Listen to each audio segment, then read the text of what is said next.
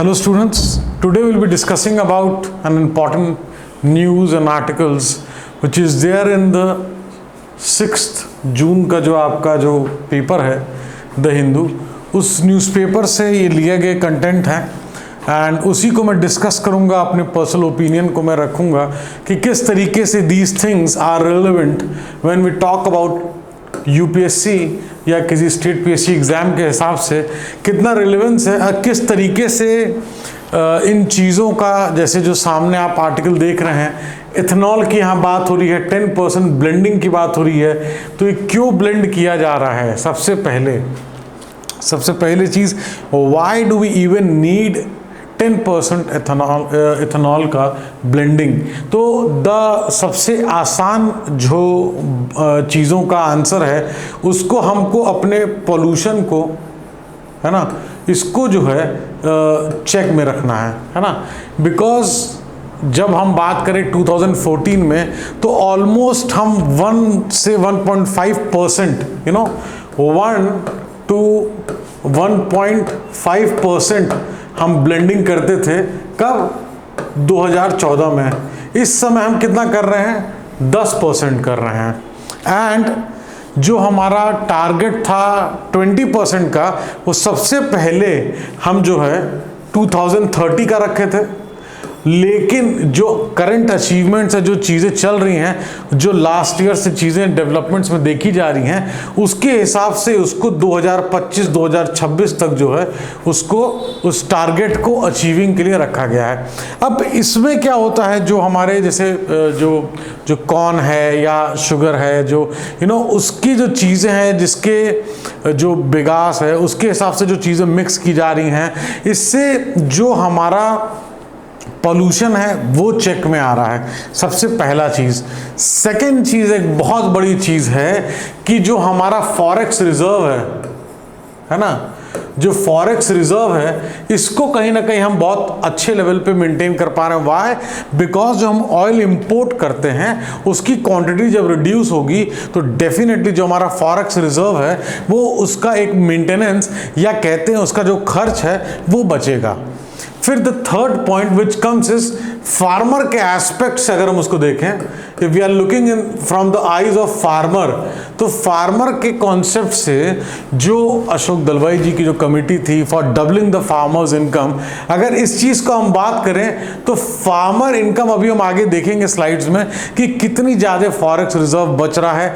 Almost 30,000 crore rupees का जो है फॉरेस्ट रिजर्व हर साल के हिसाब से बच सकता है अगर हम ये ब्लेंडिंग जो है इसको अपने गोल को, चीज़ों को अचीव करते हुए और हम आगे बढ़ें। तो फार्मर्स की इनकम कैसे बढ़ेगी? जब उनके प्रोडक्ट्स जो रेसिड्यू हैं जो उसके प्रोडक्ट्स के, तो उन प्रोडक्ट्स को जब गवर्नमेंट प्रोक्योर करेगी, जब खरीदेगी, तो डेफिनेटली एक अच्छा प्राइस उनको मिलेगा। और जब अच्छा प्राइस मिलेगा तो उनकी इनकम इंक्रीज करेगी, this will ultimately increase their income. तो जो फार्मर की इनकम बढ़ेगी, अब यहाँ पे हम बात करेंगे थोड़ा सा इकोनॉमी के टच में, इनकम बढ़ी तो फिर उनका लाइफ स्टाइल चेंज होगा, है ना। लाइफ स्टाइल चेंज हुआ तो इसका मतलब है ये एजुकेशन का महत्व, इंपॉर्टेंस ऑफ एजुकेशन जो है वो डेफिनेटली इंक्रीज करेगा, है ना। इनका जो हेल्थ है वो और अच्छा रहेगा। भाई जब किसी के पास पैसे रहेंगे, वो एजुकेटेड रहेगा, तो he will definitely take care about the sanitation and the health aspects when it comes to the individual and the family care. तो इसमें जब इनकम बढ़ी तो हमारा लाइफ स्टाइल, हमारा स्टैंडर्ड, वो चीज़ बढ़ा, है ना। पहले हम जो क्या बोलते हैं उसको, जो लकड़ी के उस पे जो खाना बनाते थे, उस पे जो योजनाएं आई, गवर्नमेंट का इंटरवेंशन हुआ, सारी चीज, तो उज्ज्वला योजना से क्या हुआ? उससे ये हुआ कि घर घर सिलेंडर, एलपीजी सिलेंडर पहुंचा। तो इससे एक कहीं ना कहीं हमारे लाइफस्टाइल में चेंज हुआ। तो जब हमारे पास इनकम हमारी इंक्रीज करेगी तो डेफिनेटली हमारी लाइफस्टाइल इंक्रीज करेगी, और जो हमारे बच्चे जो कि कभी कभी ना चाहते हुए भी अपने हायर एजुकेशन या बेसिक एजुकेशन को भी कंप्लीट करने में उनको दिक्कत होती है किसी न किसी इंडिविजुअल एस्पेक्ट की वजह से। तो ये जो एजुकेशन है ये कहीं ना कहीं एक राइजिंग ट्रेंड में रहेगा। उसी के हिसाब से जो हेल्थ है भाई, जब हम एजुकेटेड रहेंगे, हमको पता रहेगा, तो वील नो द इम्पोर्टेंस। जब इम्पोर्टेंस पता रहेगा किसी चीज़ की, आज हमको इम्पोर्टेंस पता है इस प्रदूषण की क्या दिक्कत है, किस तरीके से हमारे ग्लेशियर्स को मेल्ट कर रहा है, हमारे सी लेवल राइज कर रहा है, प्लास्टिक की वजह से किस तरीके से बोला जा रहा है कि मछलियों के वेट से ज़्यादा प्लास्टिक है इस समय ओशंस में। तो ये सारी जो चीज़ें जो न्यूज़ में आमतौर से बनी रहती हैं, these kind of certain things which give us the kick to do something for the society. तो ये क्या है, ये एथेनॉल ब्लेंडिंग से एक तो जो हमारा जो कार्बन जो फुटप्रिंट है उसको हम चीज़ों को कंट्रोल कर सकते हैं। दूसरा है कि यहाँ पे अपने फॉरेक्स रिजर्व को हम जो है मेंटेन कर पाएंगे और अच्छे तरीके से। तीसरा है हम अपने फार्मर की इनकम जो है इंक्रीज करेंगे। तो ये कुछ जैसे कि ये जो कहीं ना कहीं जो सारी चीज़ें जो है ये वर्ल्ड एनवायरनमेंट डे पे जो है जो ये न्यूज़ में था, उसमें जो सदगुरु जी का जो सेफ सॉइल वाला जो मोटो उसके उस पे जो है उस सेरेमनी में मोदी जी की इस स्पीच में जो है ये सारी चीज़ें जो है आ रही थी कि 10% जो ब्लेंडिंग है ये definitely it's a very very good task. अब इंडिया जो 10% एथेनॉल ब्लेंडिंग इन पेट्रोल है ना, ये 5 महीने पहले ही जो है ये नवंबर तक होना था, लेकिन अभी ही हम इसको अचीव कर पाए हैं, है ना। एंड इसके वजह से इन्होंने कहा कि लगभग 27 lakh ton can you imagine 27 lakh tons जो है कार्बन जो एमिशन है उससे हम कहीं ना कहीं अपने आप को बचाएंगे।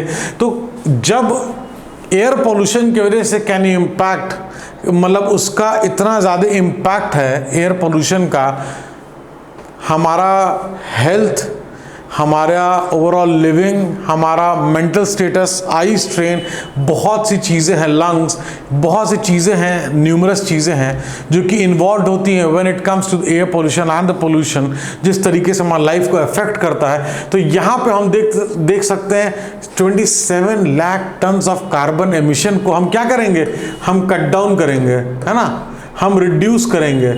यहाँ पे डायरेक्ट जो है कहीं ना कहीं एक बहुत बड़ा हेल्थ का जो है एक भी पर्पस जो है दिखता आ रहा है।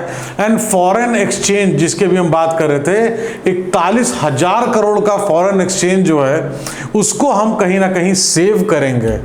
तो फॉरेन एक्सचेंज जब हम सेव करेंगे तो डेफिनेटली हमारा जो रूपी है वो और स्ट्रॉन्गर होगा, यू नो। अब जो फॉरेन एक्सचेंज हम सेव करेंगे तो अन्य किसी चीज़ में अगर हमको खर्च करना है तो इजीली हम उसके पेमेंट जो है इंटरनेशनली कर सकते हैं।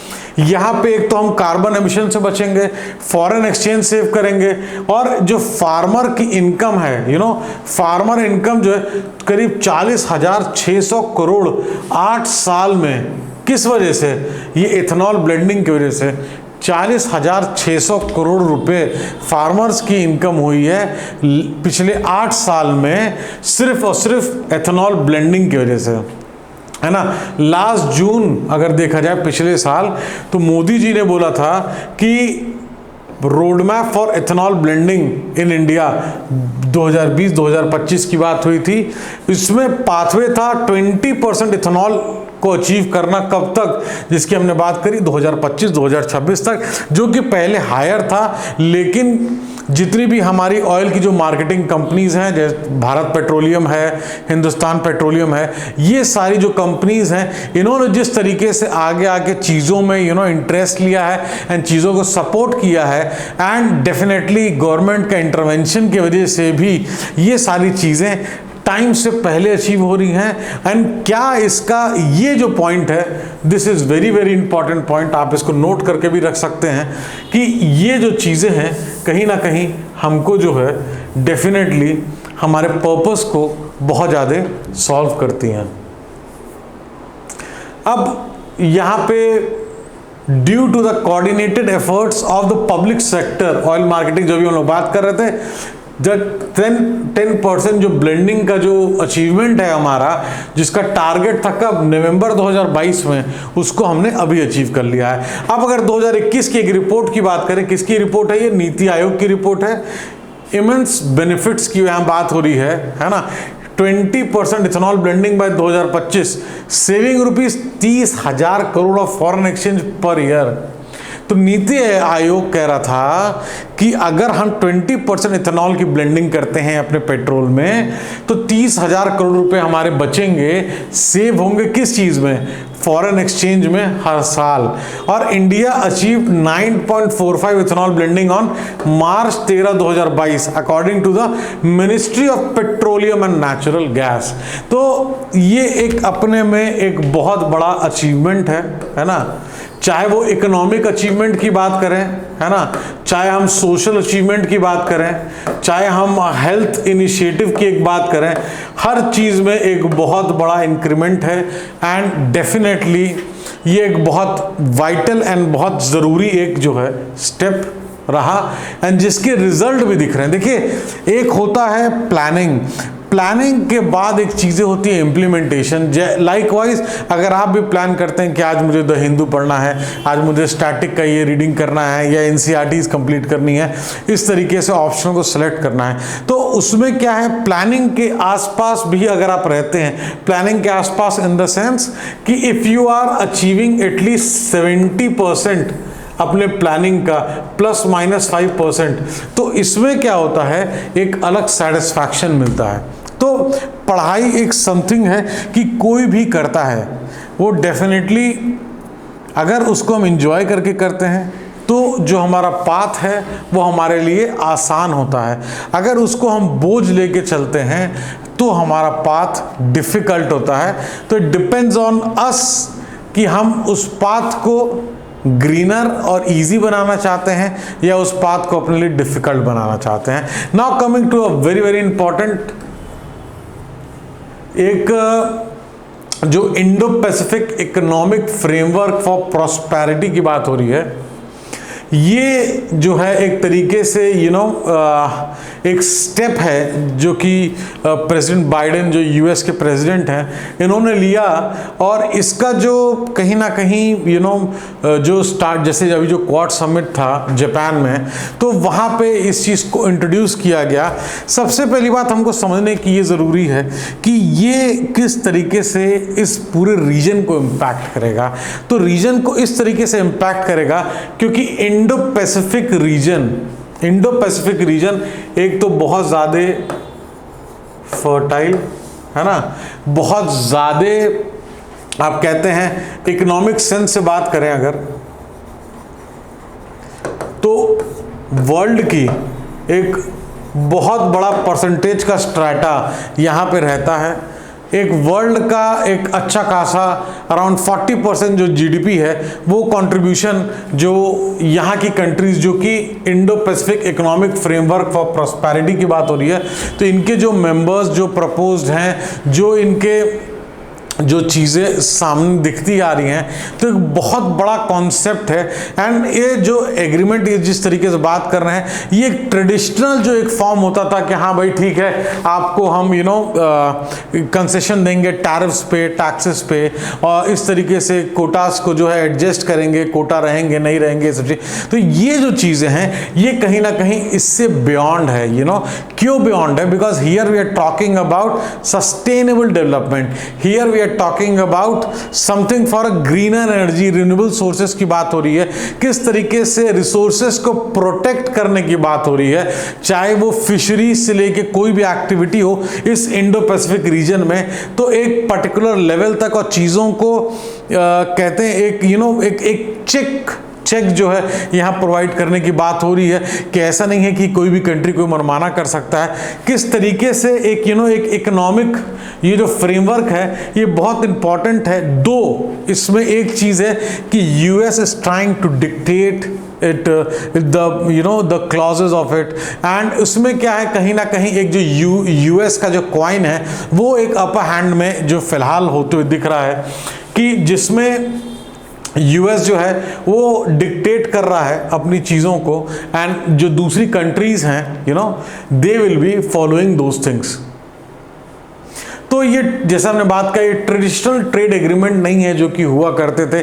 यहाँ पे एक डिजिटल अरीना का एक रिफ्लेक्शन दिख रहा है। डिजिटल अरीना की चीज़ें सामने आ रही है कि किस तरीके से डेटा है, अगर मान लीजिए किसी भी कंट्री का जो मैन्युफैक्चरिंग है, किसी भी कंट्री का ह्यूमन कैपिटल फॉर्मेशन है, किसी भी कंट्री का इंटरनेट यूसेज से लेके मोबाइल यूसेज से लेके किस तरीके से कंट्री जो है ग्रो कर रही है, किस तरीके से डिजिटल जैसे डिजिटल इकॉनमी है, डिजिटल पेमेंट्स है, ये सारी चीजें जो डेटा है कहीं ना कहीं एक बहुत बड़ा डेटा हो जाता है। अगर इस पूरे रीजन की अगर हम बात करें तो डिजिटल अरीना जो सोर्स है इसको कहीं ना कहीं और ज़्यादा बिल्डअप करने की कोशिश हो रही है, एंड इसको बिल्डअप करके इसका एक यूज़ करने की कोशिश हो रही है, सो दैट कि अगर मान लीजिए कोई चीज़ यहाँ मैन्युफैक्चर हो रही है तो ईजिली उसको थ्रू आउट वर्ल्ड हम सेल कर सकते हैं।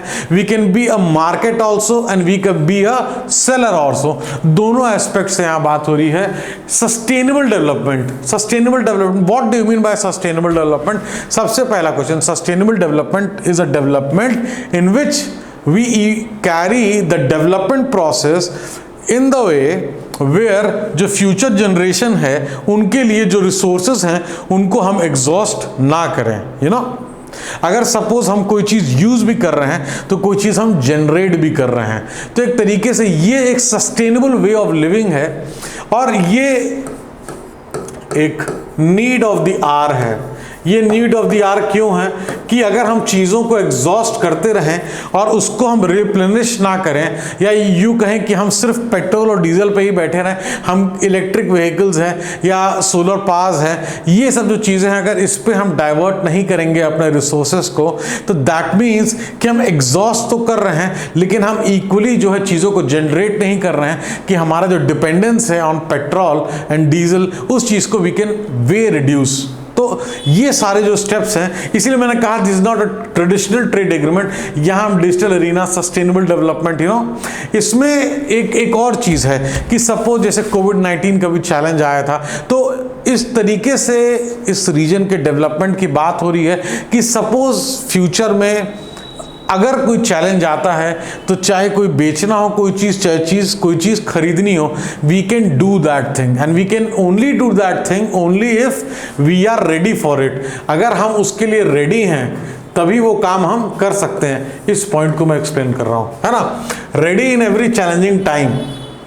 तो रेडी होना एक चीज़ होता है, लेकिन चैलेंजिंग टाइम जैसे पीछे हमने देखा कोविड का, उसके हिसाब से भी चीज़ों को रेडी करना, रिसोर्सेज को रेडी करना, एनवायरनमेंट इम्पैक्ट को ऑलवेज देखना, एंड एक साथ जो इकोनॉमिक एक कॉरिडोर की तरीके से चीज़ों को एग्जिबिट करना, सो दैट कि अगर कोई भी मार्केट है वर्ल्ड का तो वहाँ हम सेल कर सकें, वहाँ से बाय करना है तो हम बाय कर सकें। अब अगर हम यहाँ लेबर की बात करें तो लेबर लॉज को डेफिनेटली रिस्पेक्ट करना, एनवायरनमेंट को रिस्पेक्ट करना, डिजिटल स्टैंडर्ड्स को अचीव करना, एंड कुछ बाइंडिंग कमिटमेंट्स जिसके सबके ऊपर जो है जो चीज़ लागू हो। देखिए एनवायरनमेंट एक इतना बड़ा थ्रेट है, इसलिए थ्रेट हो सकता है अगर उसकी रिस्पेक्ट हम ना करें तो। अगर हम ट्रीज ना लगाएं, अगर हम वाटर्स को रिस्पेक्ट ना करें, अगर हम एयर पॉल्यूशन करें, हम नॉइज पॉल्यूशन करें, कोई भी प्रकार का पॉल्यूशन करें, अगर हम चीज़ों को रिस्पेक्ट नहीं करें, अगर हमको पता है कि प्लास्टिक यूसेज कितना ख़राब है हमारे एनवायरनमेंट के लिए, तो definitely we should discourage those things, तो उसमें हमारे ऊपर होता है कि ठीक है, लेकिन इन चीज़ों को हमको आज से करना है। जैसे आप एस्पिरेंट्स हैं, आप पढ़ाई कर रहे हैं, कल के डेट में इन पॉलिसी मेकिंग में आप भी रहेंगे, तो अगर आप आज से एक सस्टेनेबल लाइफ जी सकते हैं तो उसको हम अगर स्टार्ट करेंगे फ्रॉम टुडे, फ्रॉम स्क्रैच, तो कहीं ना कहीं जाके जब हम पॉलिसी मेकिंग में रहेंगे तो इम्पैक्ट और अच्छा हम कर पाएंगे।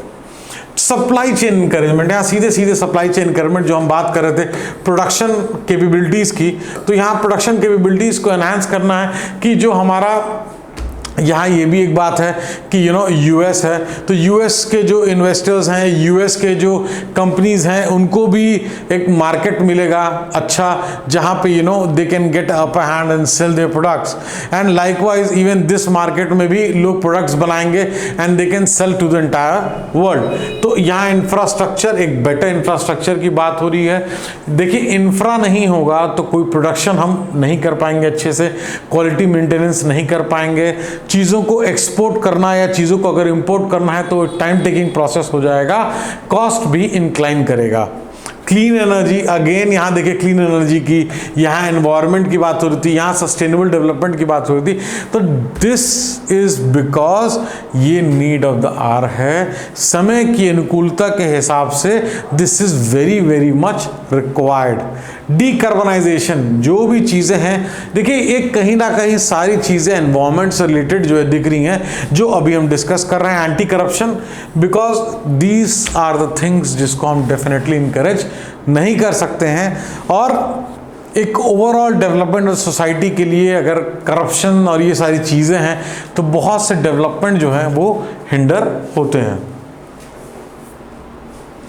अब जो डेटा की हम बात कर रहे थे कि डेटा एक इतना बड़ा रीजन है, तो डेफिनेटली डेटा जो है एक बहुत bulk amount of data is available.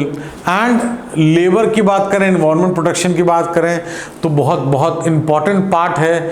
और अकाउंटेबिलिटी की बात करें तो अकाउंटेबिलिटी इज सच कि अगर आपके पास रिस्पॉन्सिबिलिटी है तो उस रिस्पॉन्सिबिलिटी को आप यूज़ करें, और यूज़ करके जो भी चीज़ें हैं उसकी जवाबदेही आपकी होगी।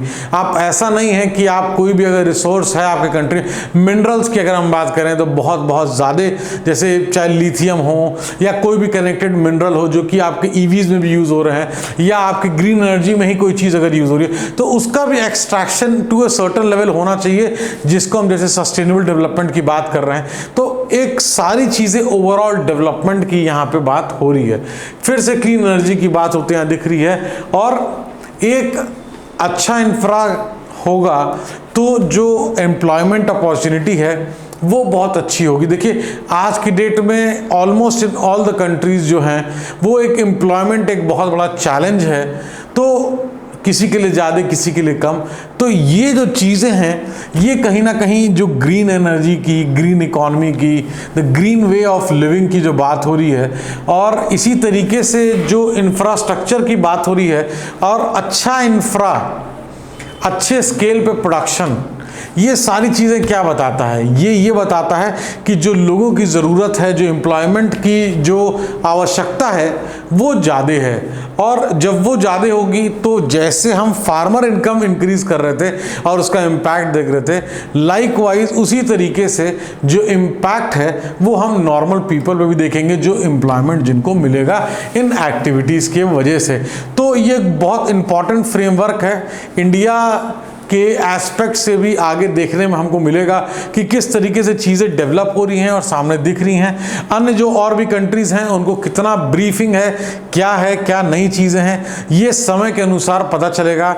डेफिनेटली ये चीज़ें एक बहुत बड़ा इम्पैक्ट कर सकती हैं अगर प्रॉपर वे में उसको जो है इम्प्लीमेंट किया जाएगा। आगे आने वाला समय बताएगा कि किस तरीके से वर्ल्ड को ये बेनिफिट करेंगी। और इसी तरीके से और भी चीज़ें या यूपीएससी से रिलेटेड जो भी आपकी तैयारी है, you can get connected with us, and जो भी चीज़ें हैं definitely will try level best to help you in the exam preparation. Thank you so much for watching.